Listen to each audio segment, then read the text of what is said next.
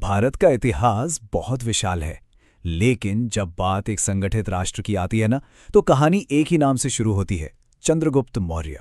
तो चलिए आज जानते हैं भारत के पहले महान सम्राट की कहानी।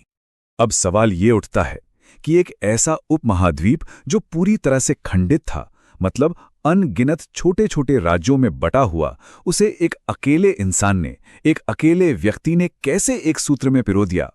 ये कहानी बस इसी की है, उस असंभव को संभव कर दिखाने की।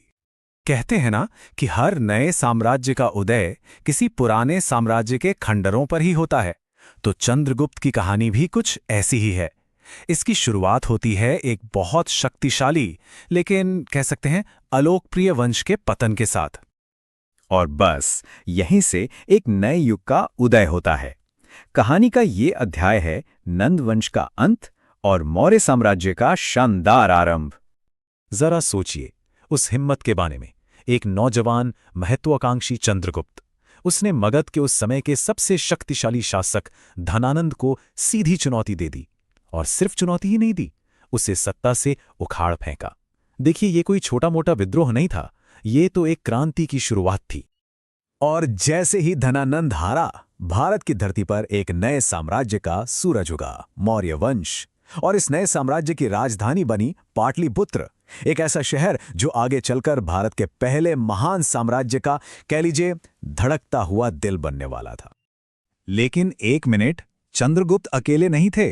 कहते हैं ना, हर महान हीरो के पीछे एक बुद्धिमान गाइड होता है। इस कहानी में वो गाइड थे चाणक्य, साम्राज्य के पीछे की असली ताकत। मतलब ये एक परफेक्ट जोड़ी थी। अगर चंद्रगुप्त साम्राज्य का चेहरा थे, तो चाणक्य उसका दिमाग थे। चंद्रगुप्त की तलवार को धार और दिशा दोनों चाणक्य की नीतियों से मिलती थी। सही मायनों में इस विशाल साम्राज्य के असली आर्किटेक्ट वही थे। और अगर चाणक्य की काबिलियत का कोई सबसे बड़ा सबूत चाहिए, तो वो है अर्थशास्त्र। ये कोई मामूली किताब नहीं है, ये तो शासन चलाने की एक पूरी की पूरी गाइड बुक है। मतलब पॉलिटिक्स, इकोनॉमी, मिलिट्री स्ट्रैटेजी, सब कुछ है इसमें। असल में मौर्य साम्राज्य की सफलता का पूरा ब्लूप्रिंट इन्हीं पन्नों में लिखा था। तो ठीक है, सत्ता तो मिल गई, पर यह तो बस शुरुआत थी। असली चुनौती तो अब सामने थी, बिखरे हुए भारत को एक करना। और इस मिशन की शुरुआत हुई उत्तर भारत के विशाल मैदानों से। और फिर जो जीत का सिलसिला शुरू हुआ, वो देखने लायक था।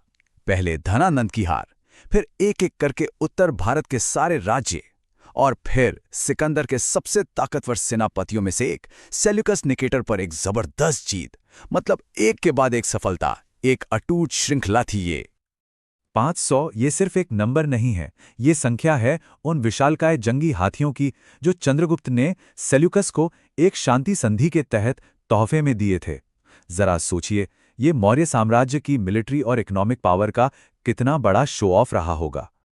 देखिए, साम्राज्य जीतना तो सिर्फ आधा काम होता है, असली मुश्किल तो उसे चलाना है। तो सवाल ये है कि चंद्रगुप्त ने इतने बड़े साम्राज्य की नींव आखिर रखी कैसे? जवाब है एक बहुत ही मजबूत एडमिनिस्ट्रेटिव सिस्टम के साथ।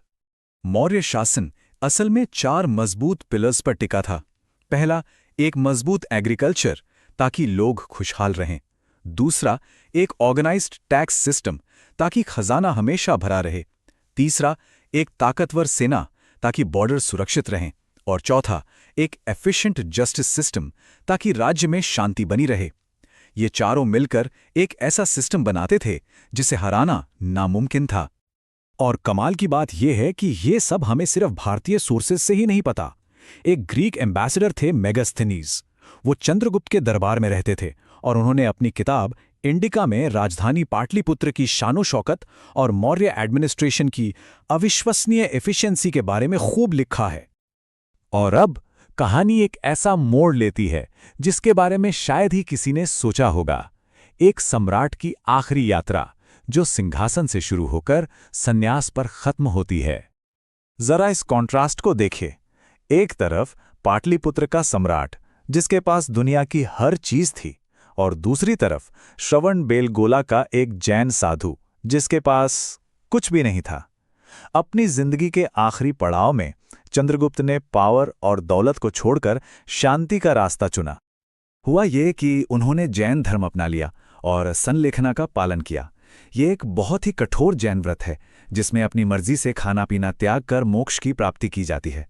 सोचिए, सत्ता के शिखर से वैराग्य के शिखर तक, क्या अविश्वसनीय सफर था ये। तो इतने उतार चढ़ाव भरी जिंदगी के बाद चंद्रगुप्त मौर्य की असली लेगेसी क्या है? मतलब उन्होंने आने वाली पीढ़ियों के लिए क्या छोड़ा? उनके विरासत को हम 3 बड़े हिस्सों में देख सकते हैं। सबसे पहला, भारत का एकीकरण। उन्होंने एक राष्ट्र का सपना दिखाया। दूसरा, एक सेंट्रलाइज्ड एडमिनिस्ट्रेशन, जिसने ये साबित किया कि इतने बड़े देश को भी चलाया जा सकता है। और तीसरा, मौर्य वंश की वो मजबूत नींव जिसने आगे चलकर सम्राट अशोक जैसा महान शासक दिया। और आखिर में चंद्रगुप्त की कहानी हमें एक बहुत गहरे सवाल के साथ छोड़ जाती है। किसी भी शासक की असली विरासत आखिर होती क्या है? वो विशाल साम्राज्य जो वो बनाते हैं, या फिर वो सिद्धांत जिनके लिए वो आखिर में अपना सब कुछ छोड़ देते हैं? इसका जवाब शायद इतिहास की किताबों में नहीं, बल्कि हम सबके अपने अपने विचारों में छिपा है।